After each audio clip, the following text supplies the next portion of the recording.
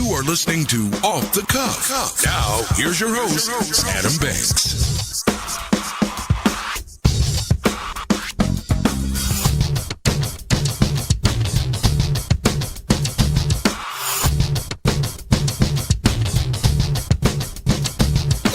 Welcome, everybody, to Off the Cuff. I am Adam Banks, coming at you live from Lexington, Kentucky. Thank you for listening to the show, and thank you for tuning in to WLXU 93.9 FM. In addition to listening to the show on the radio, you can check out our Facebook live stream at Off the Cuff with Adam Banks, or you can stream the show live from the station website at radiolex.us to listen to us from anywhere in the entire world.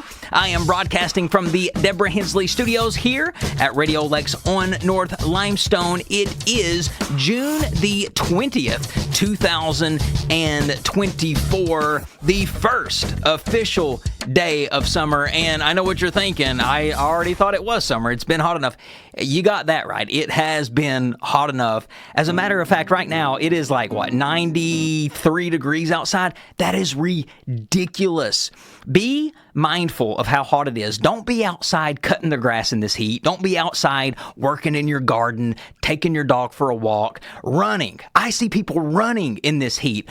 Good God, the treadmill is a great alternative in heat like this. I don't know if you remember, folks, but on this day in 2015, on this day, actually, just back in 2015, that was 9 years ago, there was a heat wave in southern Pakistan, and it went on record of killing 2,000 people from dehydration and a heat stroke because the temperatures got so hot. And yes, we're not at that point to where it's going to be a heat wave, but man, sometimes, even if it's just 93, 94, it can feel like 115, 20 degrees because of the humidity, and it is so humid in this state. We have the humidity, so please be mindful of that. And yes, what a sad, tragic thing that happened on this day back in southern Pakistan in 2015.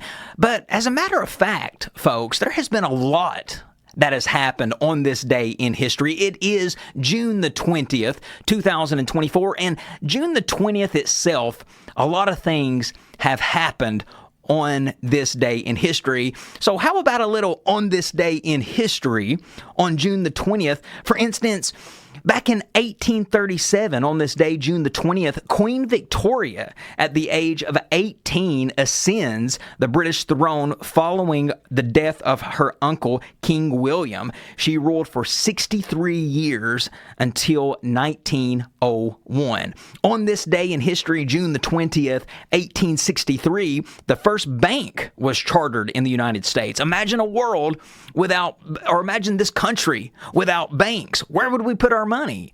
Could you imagine the theft if it was a free-for-all? There was no secure place to put our money. But the first bank ever was the National Bank of Davenport, Iowa. On this day in history, June 20th, 1863, West Virginia was admitted as the 35th U.S. state of the Union. On this day, 1867, U.S. President Andrew Johnson announces the Alaska Purchase. Imagine the United States not being 50 states. I don't know. So this was back in the 1800s when Alaska was made a part of the Union. If I'm not mistaken, I think Alaska was the 49th state admitted to this union. I believe Hawaii was the 50th. But Alaska, that's how long it's been, folks. We don't add states to this union very much. Think about how many people would want to be a part of these United States. And to think at one time, a lot of people were wanting to segregate. And I've even heard a bunch of silliness from other states saying, we would like to segregate. Yeah, try to segregate California, Texas. Try to segregate and see how that works out for you. On this day in history, June 20th, 1895, the first female PhD from American University was earned by Caroline Willard Baldwin at Cornell University. She got a PhD in science. The first woman to ever get a PhD was on this day in the 1800s. On this day, June 20th, 1967, Muhammad Ali some know as Cassius Clay, he was sentenced to 5 years by a grand jury after 21 minutes of deliberation for refusing to be inducted into the armed forces during the Vietnam War. He should have been convicted. He was no different than anyone else. He had a lot of valid points when he was on the stand talking about why he didn't want to go to war. But the law was the law. He was not exempt just because he was a celebrity, just because he was Muhammad Ali. But the fact that he dodged the draft, dodged the Vietnam War is fascinating. I was thinking about that the other day. The draft itself was just a bizarre thing. Used to, when they had that United States draft, when they had that for the Vietnam War, they called out your birthday, and you had to go and watch on national TV on whether or not your birthday was going to be called. And if it was called, that means you were drafted to war. They were calling out all these 18, 19, 20, 21-year-olds' birthdays. And if your date was called, that means you had to go to war. And you found out along with the rest of the country. It was like a viewing party. Imagine watching live TV to find out if you were going to go to war. That's what they had to do back then. Well, Cassius Clay, Muhammad Ali, his birthday was called. But you know what? Him, like others, said, you know what? You're telling me I have to go. Well, I'm not going to go. And if you didn't go, you would get sent to prison. On this day in history, June the 20th, 1975, Jaws, based on the book by Peter Benchley, directed by Steven Spielberg and starring Roy Scheider, is released. We did a whole deep dive on the movie Jaws. Last summer, I did a whole series on deep dives where I would take a movie and dive deep into fun facts and special things about the film. And Jaws was one of the first films that I did. You can check that out in our archives. And then finally, on this day in history, 1994, Howard Stern begins his 30-minute radio TV show on E! Cable Network. That is something that I would like to have turn in for me.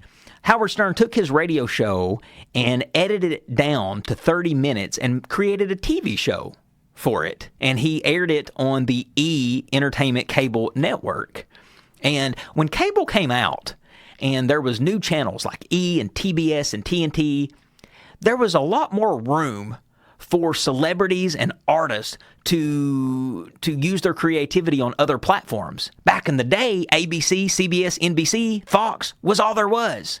But because of cable television and all these new networks, there was new innovative shows like the Howard Stern radio TV show. And it was basically just like the best parts of his radio show for the week, edited down to 30 minutes. He would have celebrity guests, he would have his best segments, and it was actually a pretty good TV show. And I would like that to happen right here for Off the Cuff. I would like to have a TV version of this show. There's a lot that I would love to be able to do, but I can't do because you guys can't see it. You know how I always play the audio clips, and that's a really good supplemental thing for a radio show rather than just hearing me talk and talk and talk? Well, sometimes that's difficult to find what clips to play because not everything comes across good using audio only. Sometimes you have to see things. And with TV, you can see and hear. So there's a lot of things that I can't show you because it would make no sense if you just heard it. You would have to see it too. But that, folks, is just a list of things that have happened on this day in history. It is June the 20th, 2024 today, and I'm sure a lot of great things will continue to still happen on this day. But folks, we have a great show ahead of you today. You are listening to Off the Cuff with Adam Banks. Stick with us. We'll be right back. Take me out to the ball game. Take me out with the crowd.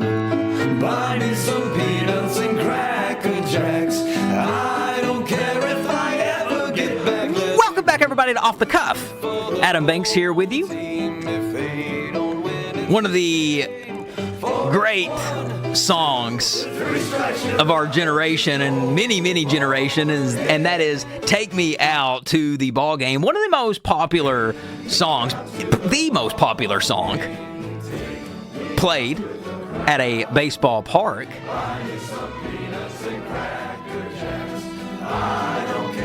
And we are slap dab in the middle of baseball season. And MLB is in full swing. The Reds, they're a little so-so. But, folks, over the last couple of episodes, I've really been focusing a lot on sports, talking about the many different broadcast network themes from basketball. Last week, we did baseball.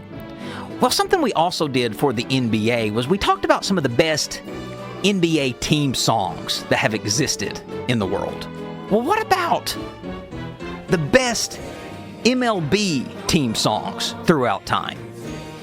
Now, this, Take Me Out to the Ball Game, is not technically a MLB team song. This is just a baseball song for people who love baseball to enjoy.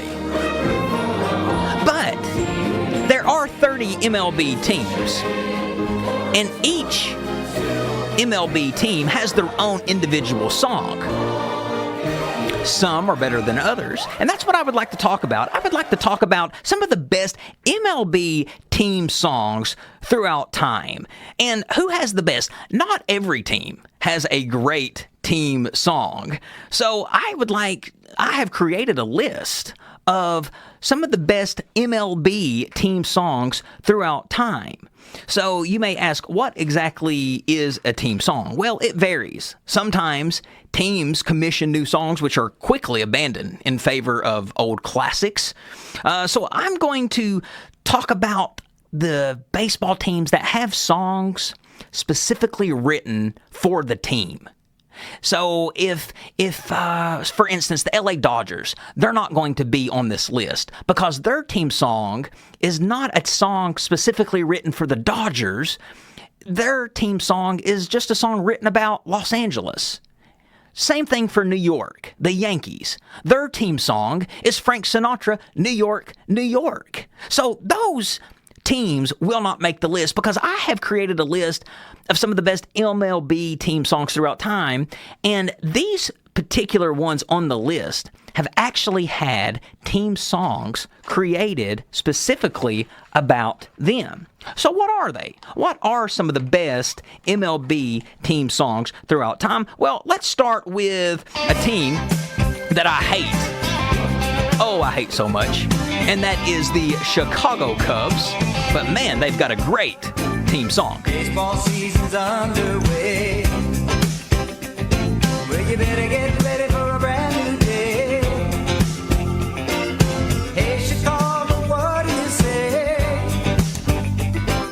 The Cubs are gonna win today. I mean, say what you want to about the team, but that is an actual good song. Makes you wish that at least the Reds had a song like this.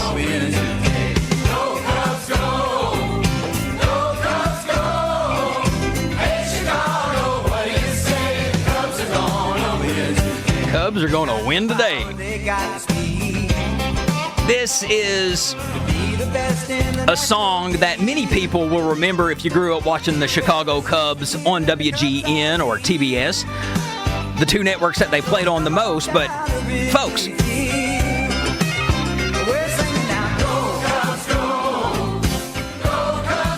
they've used this for the longest time. For as long as I can remember. I was born in 1988, and I started watching baseball when I was a kid. So like in the early 90s, I remember this being played on WGN. They play this during the seventh inning stretch. They play this after a team victory, and they even play it in the pregame sometimes. So stamp your feet and clap your hands. Chicago Cubs got the greatest fans. Okay, coming up next on my list as one of the best MLB team songs of all time comes from the Toronto Blue Jays with their song, Okay, Blue Jays.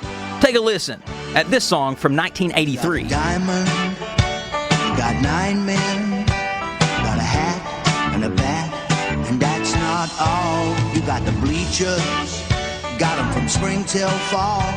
Got a dog and a drink and the umpires call. What do you want? It just sounds like a baseball song. You know, baseball songs have to be a little goofy anyway. Fly ball And they've got to be charming, just like this one.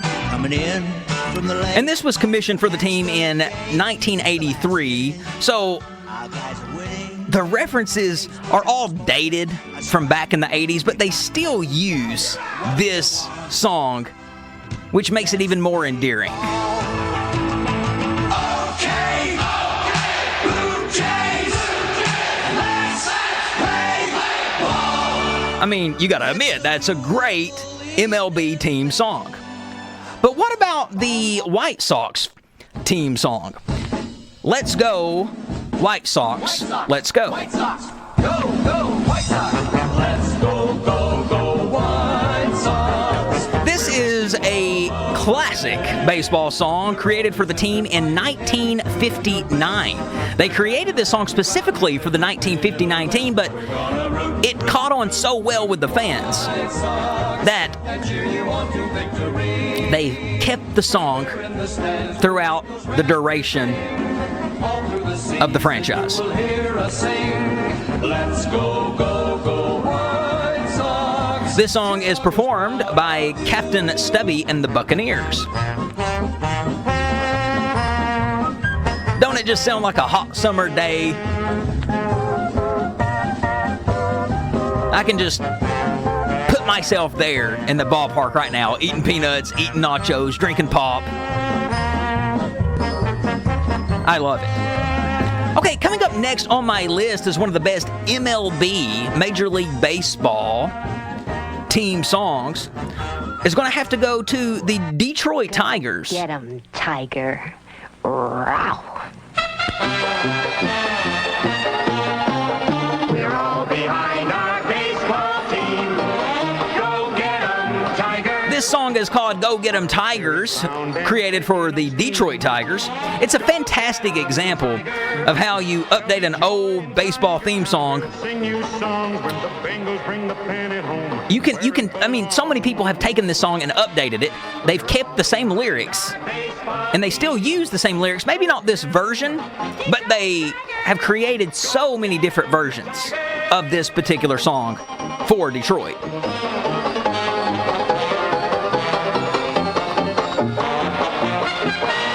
The one that I am playing is the 1968 version. Go get 'em. To me, there's just something that feels more like baseball when you're listening to something old and has that old scratchy sound like this song right here. All right, next on my list, folks, is one of the best MLB team songs of all time. Comes from the New York Mets. And this song is called Meet the Mets. Meet the Mets. Meet the Mets. Step right up and greet the Mets. Bring your kiddies, bring your wife. Guaranteed to have the time of your life because the Mets are really. Now, many Minnesota Twins fans consider the New York Mets to be kind of a sister team. They both started in 1961. They both have always been lovable underdogs with a history of unassuming stars. So it makes sense that this Mets song feels very much like the Minnesota Twins song, which I've not played yet. But they have that kind of goofy family fun at the Mets because, you know, they're not the Yankees, they're the Mets. So they can be a little bit more laid back. They're kind of like the cool younger brother. This is the 1970 edition of the New York Mets theme. They still use this theme today. Maybe a different version, but the lyrics and the tone is still the same. And let them know you're rooting in the stand. Come on and meet the Mets. Meet the Mets. Step right up and greet the Mets. Okay, coming up next, folks, on my list is one of the best MLB team songs throughout time.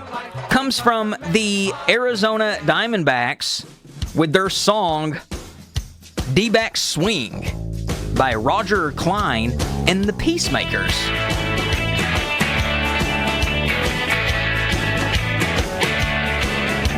Summer and the cans are here. We got green grass, red hops, and ice cold beer. Baseball's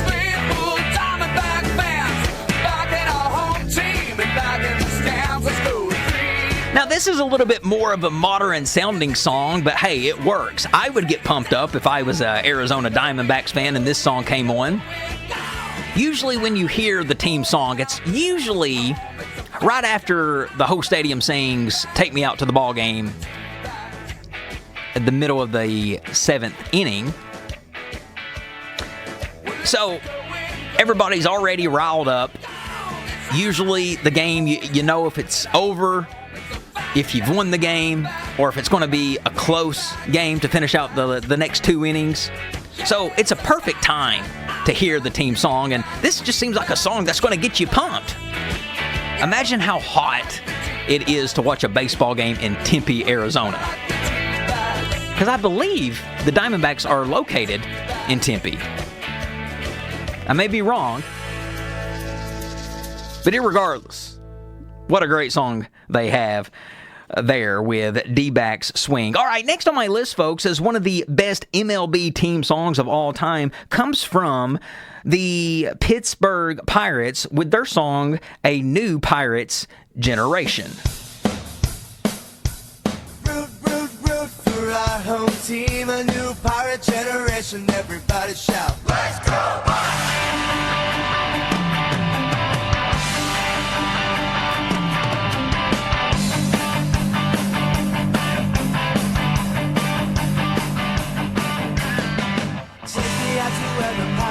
Charlie Wilmoth at Buck's Dugout wrote this hilarious note, this song, and the team tried to get rid of it because the song isn't good, but fans just got attached to it.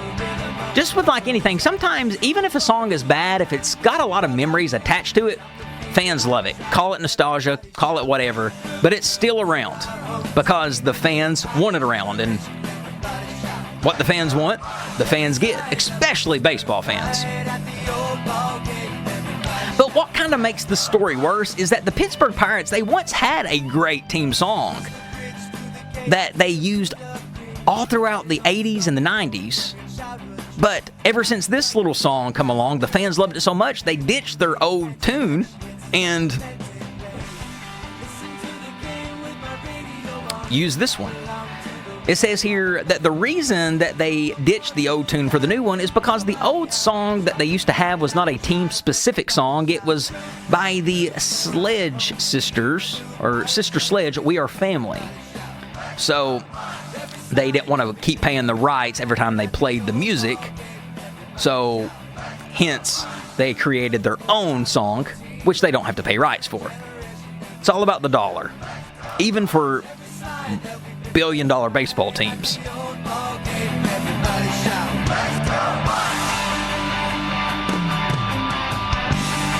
Okay, coming up next, folks, on my list is one of the best MLB team songs of all time.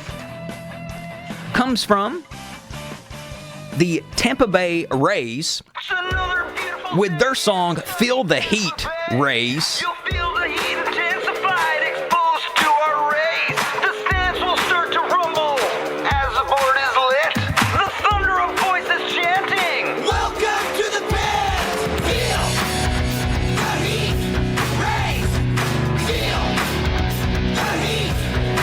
This is one of my favorites. You could not get...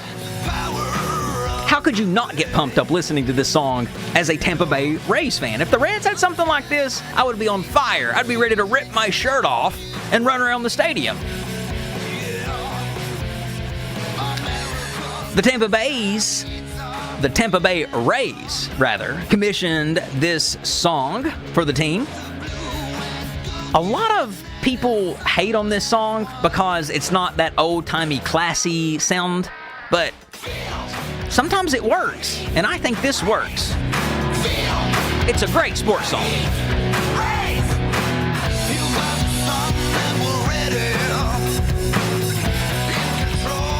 Okay, folks, next on my list is from the Cincinnati Reds. Now, the Cincinnati Reds officially don't have a team song, so they always are playing different songs. They're always playing different songs in the middle of the seventh, doing the Take Me Out to the Ball Game. They like to play that one song, Cincinnati, Ohio. But that wasn't always the team song. They usually play different songs just to test it out, test out the waters, see what people like. But this is a song that they used for years and years and years, especially through the 60s and 70s and 80s. This one is called Cincinnati, the Ho-Town's Baddie About Cincinnati by Larry Vincent. Take a listen at this old tune.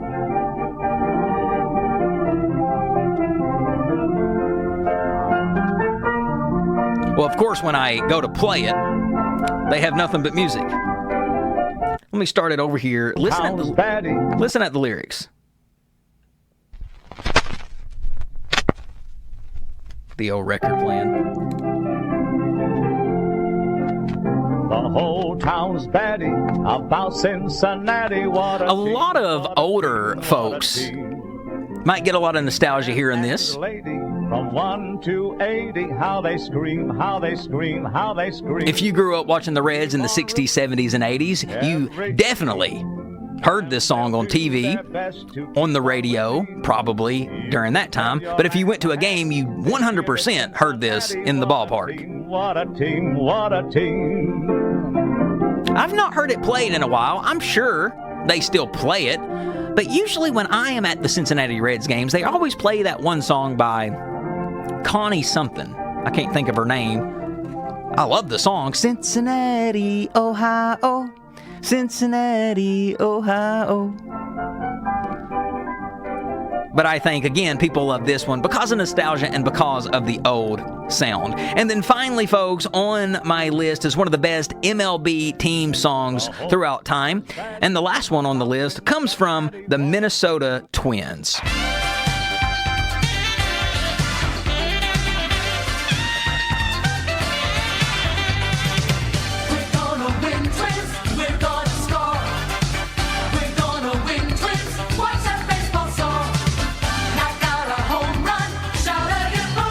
This song is called We're Gonna Win Twins, and this is for the Minnesota Twins. This just sounds like the start of a talk show back in the 90s. Remember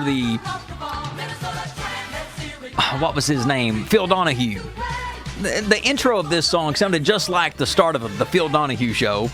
I mean, take a listen at the beginning of how this song starts out. Don't it just sound like the old Jerry Springer before he turned raw and raunchy was getting ready to come out? Take a listen.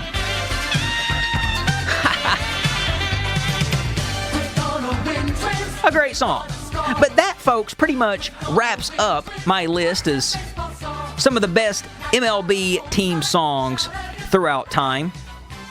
That was my top 10, of course, like I said. 30 teams, there's 30 songs, but not every team has a song specifically written about them. So I picked the ones that did, and there's, of course, a few that still have specifically team-written songs, but they just wasn't good enough, I felt like, to put on the list.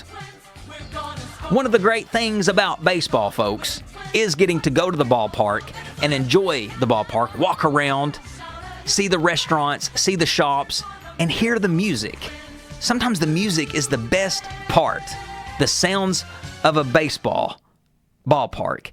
There's nothing like it. And hearing these team songs, you can't get no more summer than that. So in honor of the first day of summer, baseball season is definitely in full swing now. And because you can't get no more summer than baseball, how about a segment on the best MLB team songs throughout time? All right, folks, we're going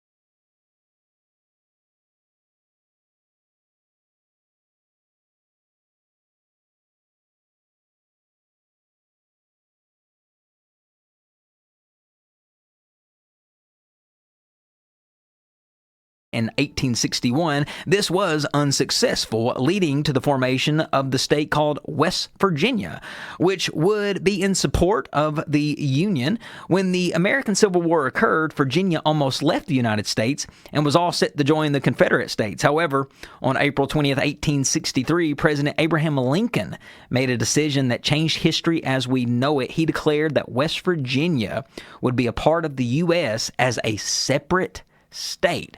And a lot of people from out of town, when you tell them they're from West Virginia, when you say you're from West Virginia, they'll say, "Oh, I've never been to that part of the state, West Virginia."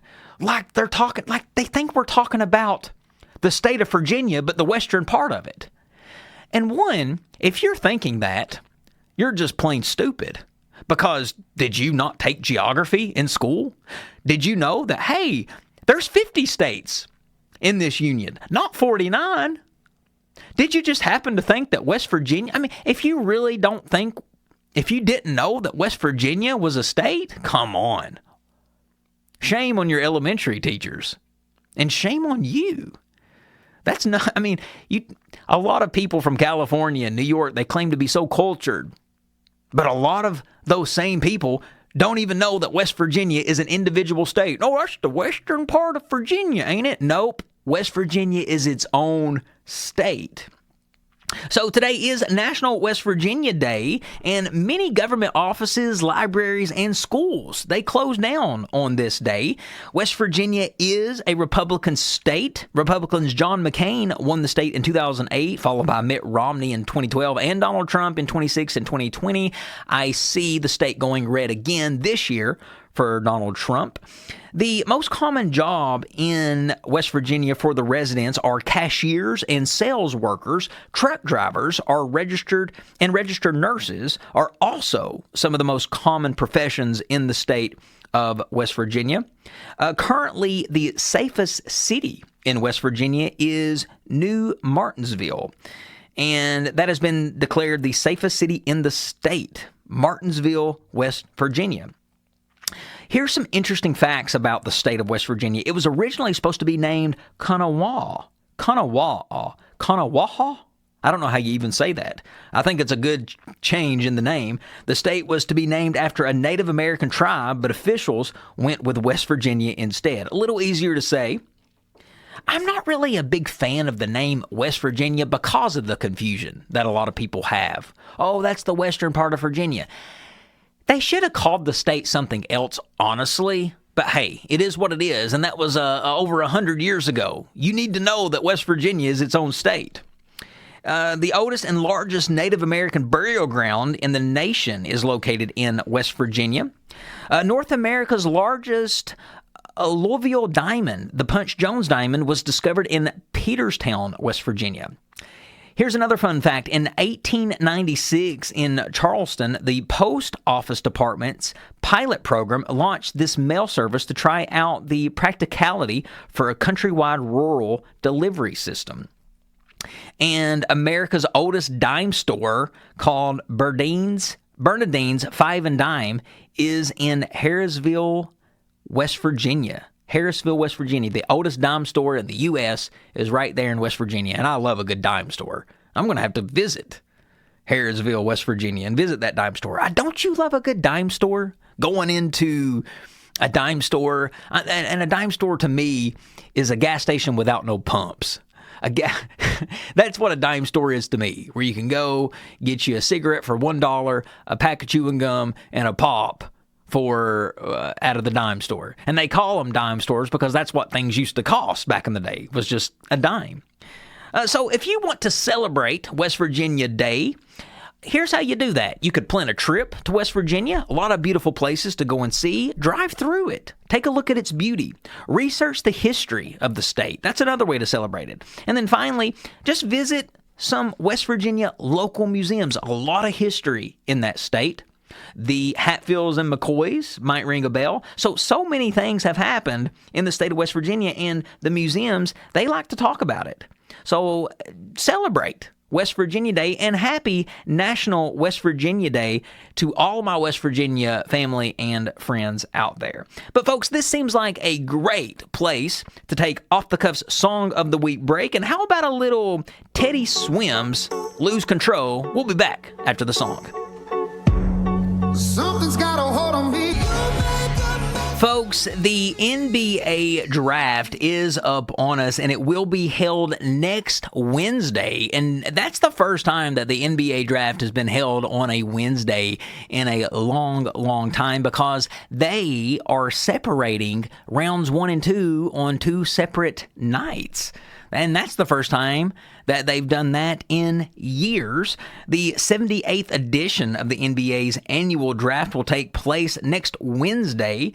And it will take place, like I said, over 2 nights. And that's the first time they've done it since the NBA was shortened to just 2 rounds. So round 1 will be next Wednesday and round 2 will be next Thursday, which means that I'm going to have to preview the NBA draft now, because next week when we're on the air, the first round is already over with. So just really quick, the draft will take place at the Barclays Center in Brooklyn, New York, and the top 5 teams to have the picks: Atlanta Hawks get the first pick. The Washington Wizards get the second pick. Houston Rockets get the third. San Antonio Spurs 4th, and Detroit Pistons gets the 5th. So who is the top 5 projected people to be drafted? Now, that's neither here nor there. People don't really know the answer yet. Everybody's guessing who is going to be the top 5 drafted, and every draft board says something different. I have my own personal draft board, and I use my own personal draft board every year, and it seems to always usually work. I'm not going to reveal the source of where I got my draft, but folks, according to my sources, here is going to be the top 5 players to get drafted next week for the NBA draft. The first person, the number 1 overall draft pick, will be out of France. Another international player will go to Atlanta. Zachariah Richard will be the 200-pound, 6'9" small forward. Alexandra Sarr will be the second on the list to go to Washington, 7'1", 225 pounds from France. And then finally, the first college player to play college in the U.S. will go at number 3, and that will be Kentucky's own Reed Sheppard. Reed Sheppard, folks, who would have ever thought? A guy who many people thought would be a 4-year player, including myself, is now a lottery pick. And not just a lottery pick, a top 5 lottery pick. And according to my sources, he's going to be going at number 3. Number 4 will be Stephon Castle, and he will go to the Spurs. And then finally, Montez Buzelis from the G League will be going to Detroit at number 5. So who knows? Now, a lot of people other than Reed Sheppard are wondering where the Kentucky players will land. Well, according to my sources, like I said, Reed Sheppard will go to Houston at 3. Rob Dillingham will go to New York at pick number 24. Antonio Reeves will be pick number 36 for the Indiana Pacers. And then my last projection and the last Kentucky player projected to go will be Justin Edwards at pick 45 to Sacramento. Out of all those places, I think Sacramento would probably be the best place to live out of Houston, New York, Indiana. New York, way too big. Houston would probably be legit. But a lot of Kentucky players in the draft, enjoy it while you can, Kentucky fans. It's not going to be like this going forward. I don't think Mark Pope is going to be putting players in the NBA like John Calipari was. And you know what? I'm good with that. It always got on my nerves that we were always getting constantly just a glorified G League for the NBA. And don't it just seem like with Mark Pope on the throne at Kentucky as the head coach that it just feels like an old school Kentucky basketball team again? It just feels like a team from 2002. And I'm here for it. But the first round takes place June 26th, second round June 27th, and that'll be on ESPN. ESPN or ABC, one of the two. I would say it's safe to say that are probably will be on ESPN. But, folks, that is the preview to the 2024 draft. And, folks, we have a new NBA champion, and we'll talk about it coming up after these words. Stick with us.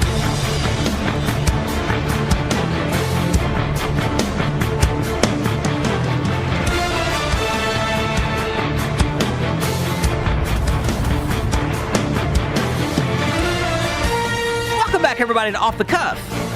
Adam Banks here with you. Last segment of the hour.